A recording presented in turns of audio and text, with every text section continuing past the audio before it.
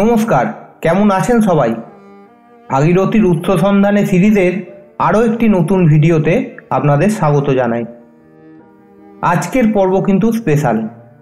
আজ আপনাদের নিয়ে যাব গঙ্গা নদীর উৎসমুখ গোমুখ দর্শনে। তাই ভিডিওটিতে থাকবে তপোবন থেকে গোমুখ পর্যন্ত ভয়ঙ্কর রাস্তার বিবরণ, তপোবন এবং গোমুখের অপরূপ সৌন্দর্য এবং সাথে গোমুখ ও গঙ্গা নদীর সৃষ্টির ইতিহাস। তাহলে চলুন ভিডিওটি শুরু করা যাক। সাথে থাকবেন, আশা করি ভিডিওটি আপনাদের ভালো লাগবে।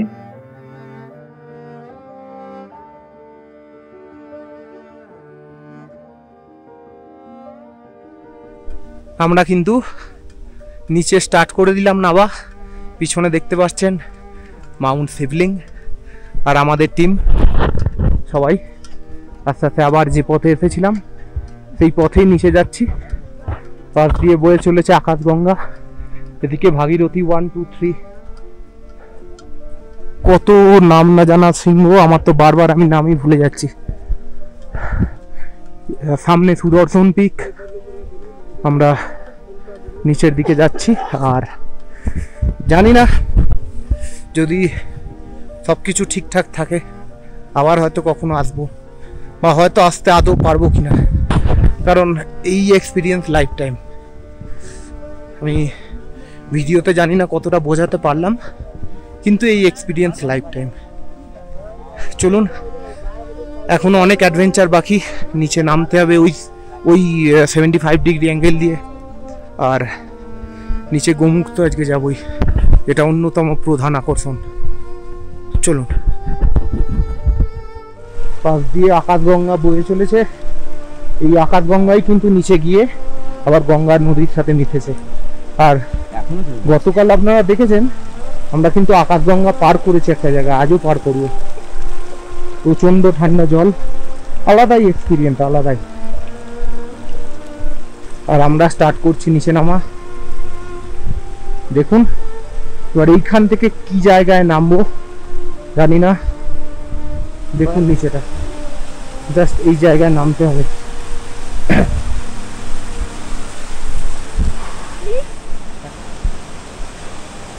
সামনে সুদর্শন পর্বত, নিচে গঙ্গোত্রী গ্লেশিয়ার পুরো। আর ওই দেখুন দেখা যাচ্ছে গোমুখ।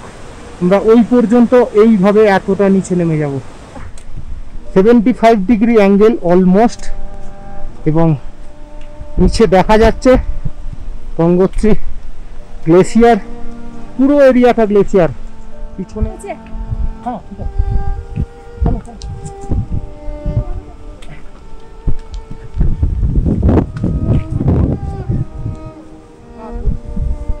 চলো।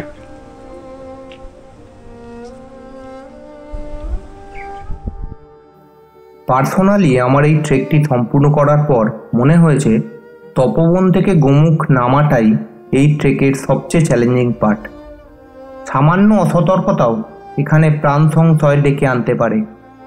তাই এই সময় একজন ভালো মানের গাইড, প্রপার টেকনিক এবং প্রবল মানসিক ইচ্ছাশক্তি খুব প্রয়োজন। ये है अपना बोल्डर जोन एरिया। इधर से बहुत तेज स्पीड में बोल्डर गिरता है। और चले अपने दादा लोग अमिताभ बच्चन मास्टर जी।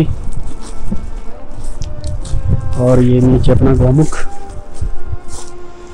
এত চ্যালেঞ্জ পার করে অবশেষে আমরা মা গঙ্গার দরবারে। দেখতে পাচ্ছেন সামনেই গোমুখ গুহা, এবং সেখান থেকেই কিন্তু গঙ্গা নদীর উৎপত্তি হয়েছে। আমরা ছোটবেলা থেকে প্রত্যেকেই বয়ে পড়ে এসেছি যে গঙ্গা নদীর উৎপত্তি গোমুখ গুহা থেকে। আজ সেইখানে দাঁড়িয়ে আছি। অদ্ভুত একটা ফিলিংস, মানে সত্যি কি বলবো, ভাষায় প্রকাশ করতে পারছি না। অদ্ভুত অদ্ভুত একটা অনুভূতি।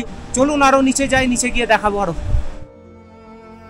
ভারতবর্ষের মানুষের জীবনযাত্রায়, আধ্যাত্মিকতায় ও ধর্মীয় রীতিনীতিতে গঙ্গা নদীর গুরুত্ব অপরিসীম। পুরাণে বর্ণিত আছে কপিল মুনির অভিশাপে সাগর রাজা 60,000 পুত্রের ভস্মীভূত হয়ে যাওয়ার কাহিনী। সেই 60,000 মৃত পুত্রের স্বর্গলাভের আশায় সাগর রাজার বংশধর রাজা ভগীরথ দেবী পার্বতীকে গঙ্গারূপে স্বর্গ থেকে মর্তে আনার জন্য গভীর তপস্যা করেন। সেই তপস্যায় তুষ্ট হয়ে মহাদেব নিজের জটা থেকে গঙ্গাকে মুক্ত করে মর্তে পাঠান। গঙ্গার সেই পবিত্র জলের স্পর্শে স্বর্গ লাভ হয় সাগর রাজার 60,000 পুত্রের। এই সেই স্থান যেখানে গঙ্গা প্রথমবারের জন্য ধরিত্রী স্পর্শ করেছে, শস্য শ্যামলা করেছে বসুন্ধরাকে। গঙ্গোত্রী হিমবাহের উচ্চতা 13,200 ফুট এবং এটি প্রায় 27 কিলোমিটার দীর্ঘ। কথিত আছে এক মেষপালক তার হারিয়ে যাওয়া মেষকে খুঁজতে গঙ্গোত্রী হিমবাহের কাছে পৌঁছে যায়। সেই স্থানটি অর্থাৎ স্নাউট পয়েন্টটি গরুর মুখের মতো দেখতে হওয়ায় এর নাম হয় গোমুখ। কোথায় বসে আছি দেখুন একবার, জাস্ট নিজেকেও নিজে মাঝে মধ্যে বুঝতে পারছি না যে সত্যি আমি এই জায়গায় আছি। মানে পিছনে গোমুখ গ্লেসিয়ার, আর একটা জিনিস আপনাদের দেখাই, এই হচ্ছে গোমুখ গ্লেসিয়ার, আর উপরে দেখুন শিবলিঙ্গ পর্বত। জগদীশ চন্দ্র বসু সাক্ষাৎই বলেছিলেন যে গঙ্গা কোথা হইতে আসিয়াছ, মহাদেবের জটা হইতে। সত্যি তাই, দেখুন উপরে শিবলিঙ্গ আর নিচে এই জায়গা থেকে গঙ্গার উৎপত্তি। সত্যি অদ্ভুত অদ্ভুত স্পিরিচুয়ালিটি আর প্রকৃতির কি বলবো, মানে এইভাবে প্রকৃতি যে একটা নদী সারা দেশকে এইভাবে বাঁচিয়ে রেখেছে, এটা সত্যি অকল্পনীয়।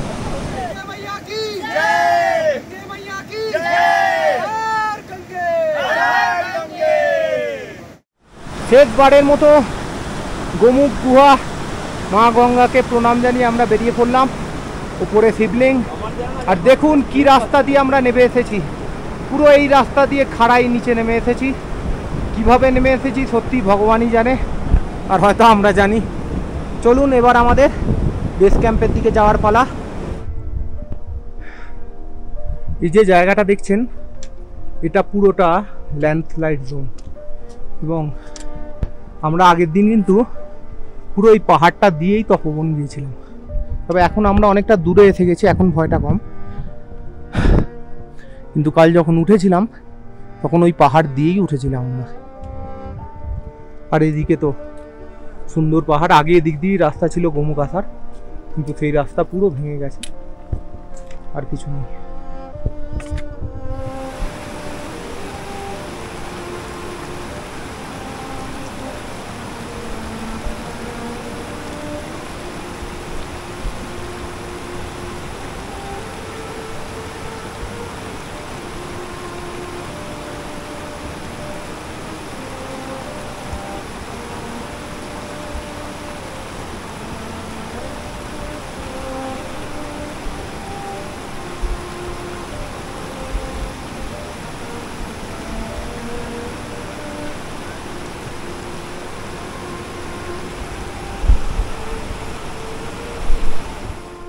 বোল্ডার জোন শেষ করে এবার আমরা আবার সেই নদী খাতে নেমে এলাম।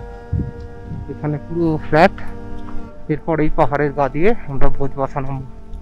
এখানে পুরো চারদিক সবটাই ফ্ল্যাট, বালি আর বালি, চারদিক পুরোটাই নদীর বেড।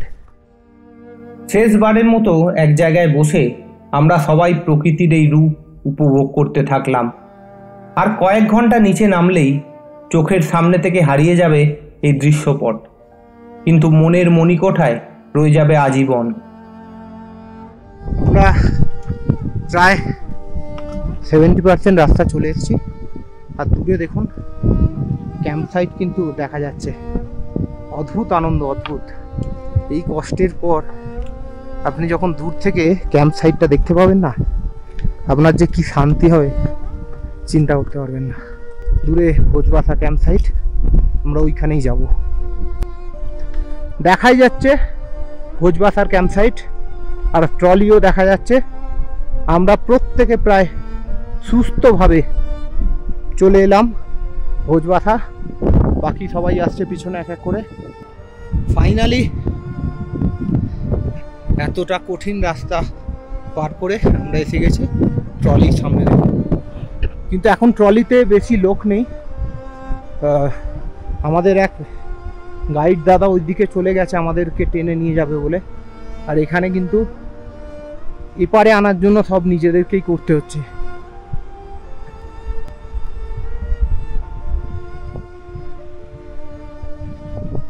এই যে ট্রলি, এখান থেকে আমাদের স্টার্ট করেছিলাম, আর নদী পেরিয়ে ওই পারেই হচ্ছে আমাদের ভোজবাসা ক্যাম্প সাইট। কি ভয়ঙ্কর ব্যাপার বলুন তো, এই দড়িটা দিয়ে খালি একটাই তারের ওপর এতগুলো মানুষকে পার হতে হবে। এদিকে এই যে এরকম এখানে একটা চাকা আছে জাস্ট এটার ওপর দিয়ে, আর দড়ি দিয়ে টানতে হবে সবাইকে। উঠে পড়লাম।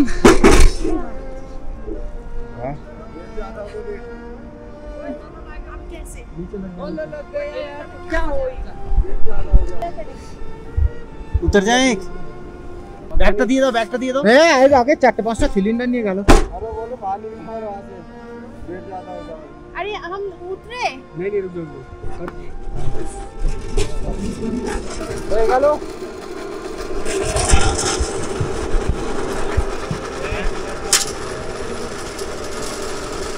গঙ্গার উপর দিয়ে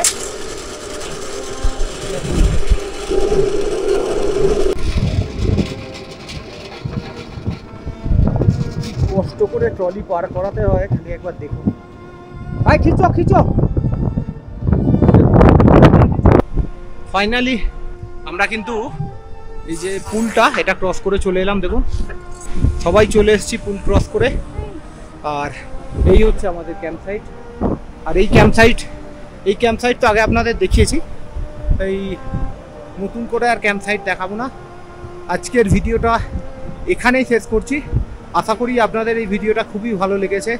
ভিডিওতে অনেক কিছু ছিল, তপবনের ভোরের ওই সুন্দর দৃশ্য, তারপর গোমুখের অত কাছ থেকে গোমুখ দর্শন, সব নিয়ে আশা করি ভিডিওটা আপনাদের ভালো লাগবে। আর যদি ভিডিওটা ভালো লাগে অবশ্যই কমেন্ট করে জানাবেন, তাহলে পরের ভিডিওগুলো দিতে অনেক বেশি আনন্দ হয়, অনেক বেশি ইচ্ছে হয় এডিট করে ভিডিওগুলো দিই।